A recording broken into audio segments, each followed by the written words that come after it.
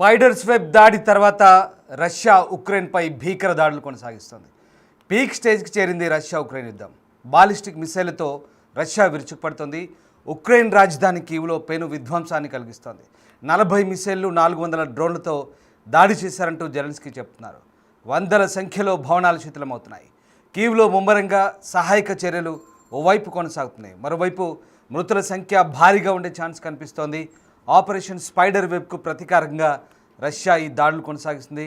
Russia ఉగ్రవాద దేశం అంటూ నివాస ప్రాంతాలపై దాడులు చేస్తుందంటూ ఉక్రెయిన్ ఆరోపిస్తున్న పరిస్థితి కనబడుతోంది. మొత్తం మీద ఉక్రెయిన్ రష్యాపై చేసిన స్పైడర్స్ వెబ్ దాడి తర్వాత ఒక్కసారిగా రష్యా ప్రతీకార దాడులకైతే దిగుతున్న పరిస్థితి కనబడుతోంది. రష్యా ఉక్రెయిన్ల మధ్య మళ్ళీ ఉద్రిక్త పరిస్థితులు నెలకొన్నాయి.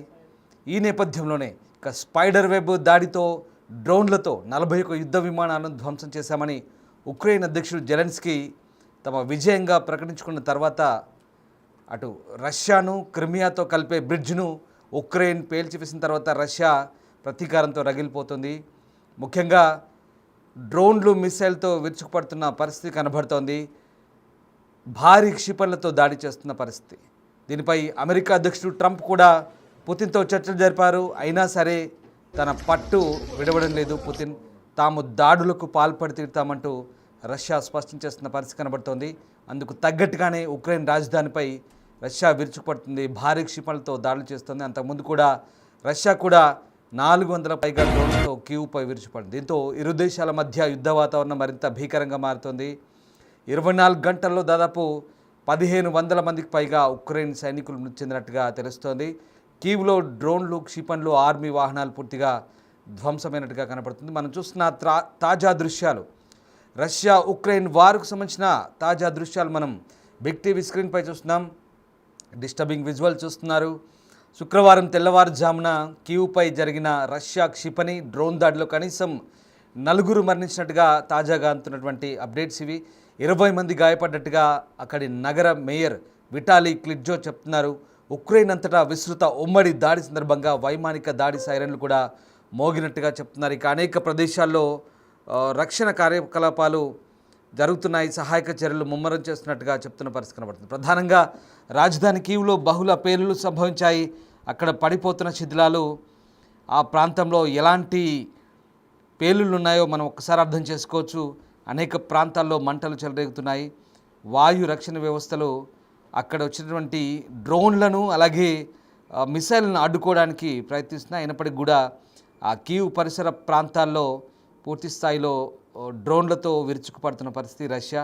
ఇంకా ప్రాంతాల్లో అనేక ప్రాంతాల్లో బహుళ అంతస్తుల భవనాలు కూడా పూర్తిగా నేలమట్టం అవుతున్న పరిస్థితి. ఒకసారి మనం ఆ దృశ్యాలు చూడొచ్చు. తాజాగా ఉక్రెయిన్ రాజధాని కీవ్పై రష్యా విరుచుకుపడుతున్న సందర్భంలో ఒక్కసారిగా భారీ బహుళ అంతస్తుల భవనాలు ఏ రకంగా దెబ్బతింటున్నాయో మనకు ఆ దృశ్యాలు చూస్తే అర్థమవుతుంది. బిగ్ టీవీ స్క్రీన్పై డిస్టర్బింగ్ విజువల్స్ చూస్తున్నారు.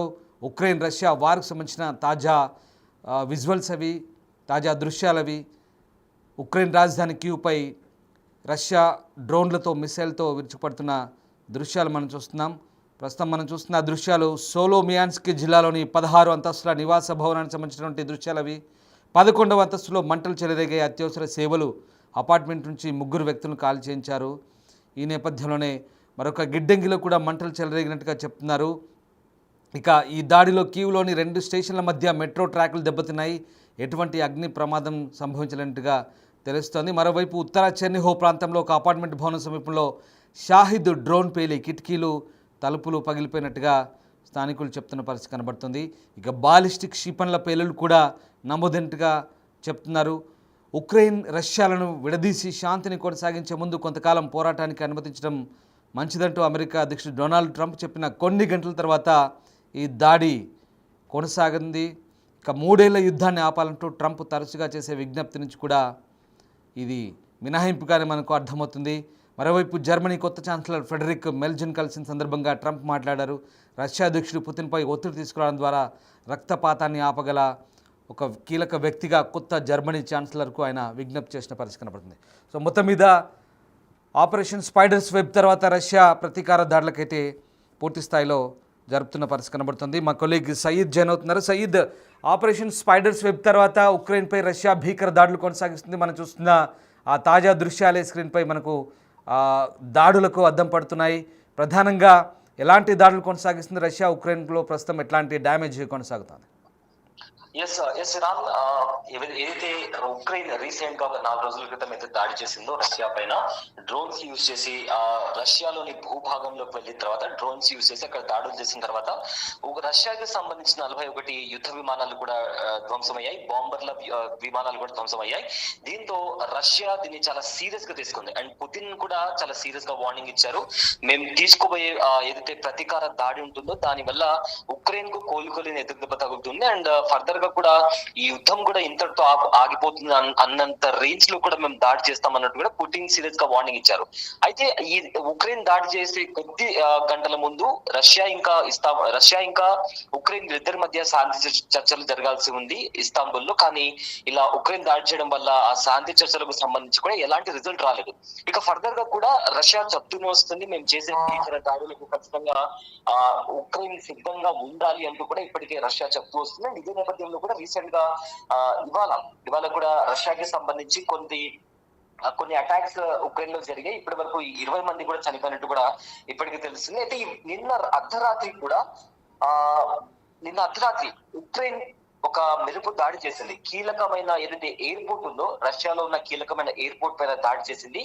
ఆ ఎయిర్పోర్ట్ దగ్గర వీళ్ళు బాలిస్టిక్ మిసైల్స్ కి సంబంధించిన మిసైల్ లాంచర్స్ ని రష్యాకి సంబంధించిన బలగాలు మోహరించడం జరిగింది. అయితే ముందుగానే పసిగట్టిన ఉక్రెయిన్ బలగాలు ఏం చేశాయంటే వెంటనే డ్రోన్ అటాక్స్ తో అక్కడ ఉండే బాలిస్టిక్ మిసైల్ లాంచర్స్ ని, దాంతో పాటు ఆ లాంచర్స్ ని క్యారీ చేసే ప్లేన్ తో పాటు మరొక యుద్ధ విమానం కూడా అక్కడ మోహరించింది. వాటిని కూడా కంప్లీట్ గా ఉక్రెయిన్ ధ్వంసం చేసింది. సో దీంతో మరింతగా ఈ యుద్ధానికి సంబంధించి మరింత తీవ్రతరమైంది. అందుకే మరొకసారి రష్యా వాన్ చేయడం కాకుండా ఏకంగా ఈసారి దాడి చేసింది. ఈ దాడుల్లో ఇప్పటికీ 20 మందికి పైగా జనాలు చనిపోయినట్టు తెలుస్తుంది. అండ్ ఆల్సో చాలా వరకు కూడా ఎక్కడైతే జనాలు ఉంటారో, సామాన్య ప్రజలు ఉంటారో అక్కడ రష్యా దాడి చేస్తుంది.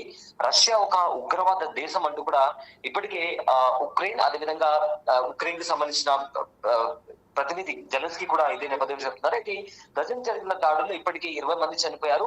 అండ్ ఆల్సో రష్యా ఒక మాసివ్ ఏరియల్ అటాక్ చేసింది డ్రోన్స్ తో, అదేవిధంగా ఫైటర్ జెట్స్ తో కూడా ఉక్రెయిన్ భూభాగంలోకి వెళ్లి మరి అటాక్ చేసింది.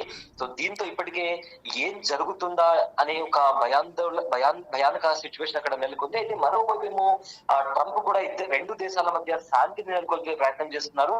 అండ్ ఆల్రెడీ కూడా ఇప్పటికే ఉక్రెయిన్ ఇంకా రష్యాకి సంబంధించిన ఇద్దరు ప్రతినిధులు, అటు జెలెన్స్కీ కావచ్చు లేదా పుతిన్ కావచ్చు, ఇద్దరు కూడా చిన్న పిల్లల్లాగా గొడవలు పడుతున్నారని కూడా వ్యాఖ్యానించారు. అయితే రష్యా ఉక్రెయిన్ మధ్య గత 4 ఏళ్ల నుంచి యుద్ధం సాగుతుంది. అయితే యుద్ధాన్ని ఆపేందుకు అంతర్జాతీయంగా చాలా మంది కూడా ప్రయత్నించినా, వేరే దేశాలు ప్రయత్నించినా కూడా ఇప్పటి వరకు కూడా ఎలాంటి రిజల్ట్ రాలేదు. అండ్ రీసెంట్ గా కూడా ట్రంప్ నేను గెలిస్తే రష్యా ఇంకా ఉక్రెయిన్ యుద్ధం నేను గెలిచిన 24 గంటల్లో ఆపేస్తానని చెప్పినప్పటికీ కూడా ఆ ట్రంప్ చెప్పిన మాటలు కేవలం మాటలుగానే మిగిలిపోయాయి.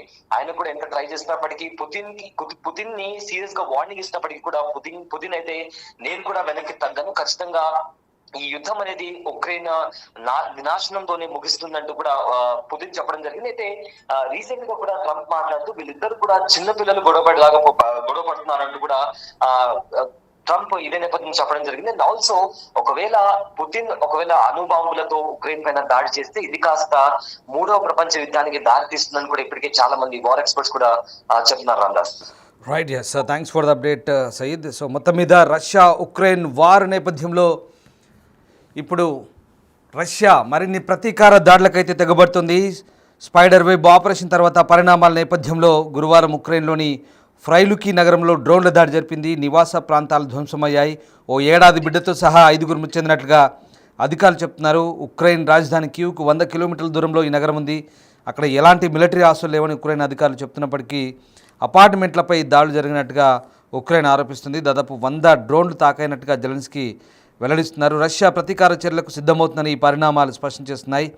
యుద్ధం మరింత తీవ్రమయ్యే అవకాశం ఉందని అంతర్జాతీయ పరిశీలకులైతే ఆందోళన వ్యక్తం చేస్తున్నారు. భవిష్యత్తులో ఈ ఘర్షణ ఎలాంటి మలుపులు తిరుగుతుందనేది మాత్రం ఇంకా ఆసక్తికరంగా మారుతుంది. సో మొత్తం మీద రష్యా అధ్యక్షుడు పుతిన్ చాలా గట్టి స్కెచ్ వేసినట్టుగా అర్థమవుతుంది.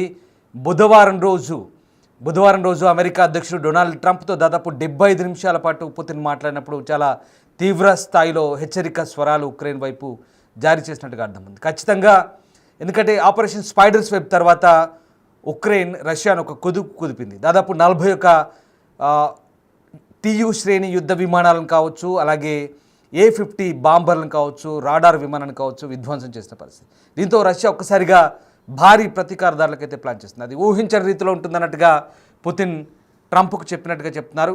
ట్రంప్ ఈ విషయాన్ని ఎక్స్లో వెల్లడించిన తర్వాత మళ్ళీ క్రెమ్లిన్ కూడా దాన్ని ధృవీకరించింది. అంటే ఒక్కసారి అర్థం చేసుకోవచ్చు రష్యా ఎంతటి భారీ స్థాయిలో ఇక ఉక్రెయిన్పై విరుచుకుపడే అవకాశం ఉందని అక్కడ క్లియర్గా అర్థమవుతుంది. ప్రధానంగా డ్రోన్లు అలాగే మిసైల్స్తో ఇప్పటికే ఆయా నగరాలపై రాజధాని కీవ్ కావచ్చు, దానికి సమీపంలో ఉన్నటువంటి నగరాలపై విరుచుకుపడుతున్న పరిస్థితి కనబడుతోంది. సో మొత్తం మీద భారీ దాడులకైతే రష్యా ప్లాన్ చేస్తుంది.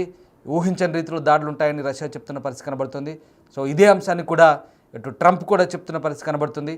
ఓవైపు శాంతి చర్చలు ప్రక్రియ ప్రతిష్టంభన కొనసాగుతుంది. ఇస్తాంబుల్లో జరిగిన శాంతి చర్చలు కేవలం గంట మాత్రం జరిగాయి. కేవలం సైనికుల అప్పగింత లేదా శవాల అప్పగింతకు సంబంధించిన ప్రక్రియ వరకు మాత్రమే ఈ ప్రస్తావన వచ్చింది.